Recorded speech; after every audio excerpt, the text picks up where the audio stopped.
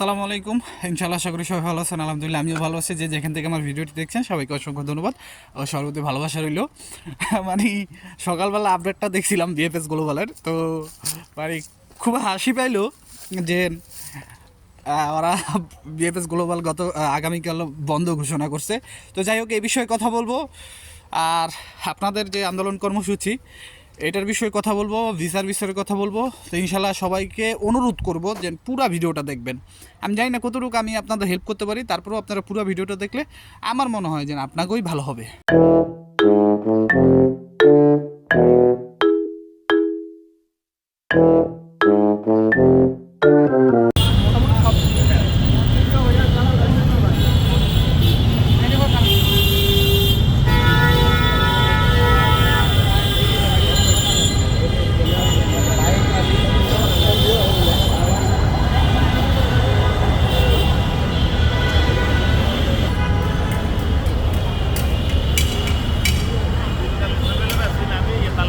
এইগুলো হলো passport submit করার জন্য, আর ওইগুলো হলো ভিসা রেডি আর রিজেক্ট।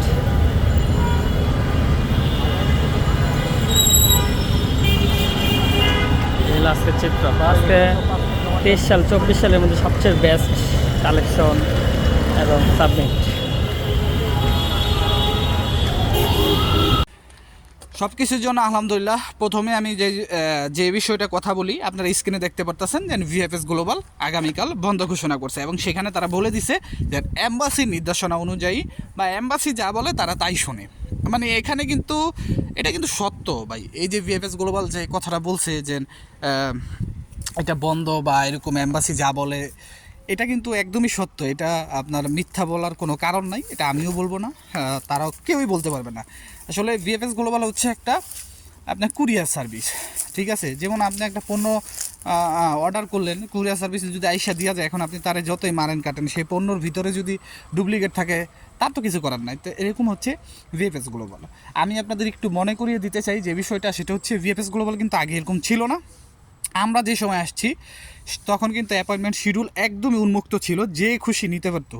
তখনও কিন্তু এরকম প্রতারণার শিকার হয় নাই কেউ, বা এরকম প্রতারণা হয় নাই, ঠিক আছে? কিন্তু এই 2023 সালে এই সিস্টেমটা হয়েছে, মানে কিছু রাঘব বল এখানে ঢুকে গেছিলো, দেখতেছিল যে ইটারির ফ্লোসি নিয়ে মানে ভালোই বা জনগণ ভিসা পাচ্ছে। তো এখানে যারা তারা ইনভলভ হয়েছিল। এখন মেন পয়েন্টে আসি, আগামীকাল 26 তারিখ ভিএফএস গ্লোবাল বন্ধ। তাহলে এখন আন্দোলনকারীরা কী করবে? ভিএফএস গ্লোবাল বন্ধ, আন্দোলন তো বন্ধ থাকার কোনো দরকার নাই। আপনারা কি পারবেন সারা রাত ভিএফএস গ্লোবালে অবস্থান করতে? এটা পারবেন? সকালবেলা হইলে, যেমন আমি এক্সাম্পল বুঝাই, ধরেন আপনারা আমার কাছে আমি আপনাদের কাছ থেকে কিছু টাকা ধার নিয়েছিলাম। এখন আমি আপনাদের ঘুরাইতেছি। তো আপনারা কি করলেন? সবাই মিল্লা বা কিছু জনগণ, কিছু আপনার কিছু পরিচিত মানুষ মিল্লা মানে একটা সিদ্ধান্ত নিলেন, আজকে ওর বাসা ঘেরা দিব, ঠিক আছে? ওরে বাসায় থাকতে দিব না, এরকম কিছু। এখন দেখলেন যে আমি বাসা তালা মাইরা গেছি গা, তো এখন আমার পাইলেন না, তো ওই বাসায় তো থাকি আপনার লাভ নেই। তাহলে কি করতে হবে? যে ওই জানি বাসায় না ঢুকতে পারে সেই ব্যবস্থা করতে হবে। মানে আমার বাসায় ঢুকতে হলে তো অবশ্যই আবার দরজাটা খুলতে হইব, তাই না? দরজা দিয়ে তো আমার ঢুকতে হবে, এছাড়া তো উপায় নেই। তো সেম অবস্থাটা আপনাদেরও করতে হইব। এখন আমি আপনাদের পুরোপুরি এভাবে বুঝাইতে পারলাম না, কারণ এইসব বিষয়গুলি খুবই ক্রিটিক্যাল, যেটা আমি এখন আপনাদের এভাবে বলতে পারলাম না। তো আপনারা এই কার্যক্রমটা করলে আমি মনে করি যে আপনাদের জন্য ভালো হবে। অনেকেই আমাকে অনেক ধরনের পাঠাইতেছেন যে উকিলে ভাই এটা করছে ওইটা করছে। দেখেন, আমি আপনাদের আল্লাহর রাস্তায় একটা কথা বলি, কোনো ইউটিউবার আপনার জন্য কিছু করতে পারবে না, কিচ্ছু করতে পারবে না। এটা আপনারা বিশ্বাস করেন বা না করেন, এটা জলজন্ত প্রমাণ অনেক আছে, ঠিক আছে? এখন আপনি বলতে পারেন ভাই তাহলে আপনার ভিডিও দেখে লাভ কি? এখন এটা আপনার ব্যক্তিগত ব্যাপার। এমন না যে আপনারা আমাদের ভিডিও দেখেন কেন? ইনফরমেশন পাওয়ার জন্য, কিন্তু কিছু ইনফরমেশন আমাদের থেকে কালেক্ট করেন, এইগুলোই। কিন্তু আপনি যদি বলেন ভাই এই কাগজটা উকিলে করছে এটা কি, বা এরকম, ইউটিউবাররা আপনাদের কি বলবো জানেন? বলবো ভাই ঠিক আছে, ওকে চেষ্টা চালা যান, যেমনটা আমিও বলি, স্বাভাবিক, এটা বেসিক একটা আপনাদের মানে বলার মতো একটা কথা, ঠিক আছে? কিন্তু আমি আপনাদের বলবো যে মেনত আপনারা আপনাদের মধ্যস্থতাকারী কি বলে সেটা আমাদের যদি জানান। ধরেন আপনার জন্য একটা অ্যাপ্লাই করছে, আপনার মধ্যস্থতাকারী আপনাকে কি বলো সেটা যদি আমাদের জানান। আর আমি সবসময় আপনাদেরকে একটা কথা বলি যে আপনার যেই কাগজই পাঠান, যেই ডকুমেন্টসই পাঠান, অবশ্যই সেটা পিডিএফ দিবেন।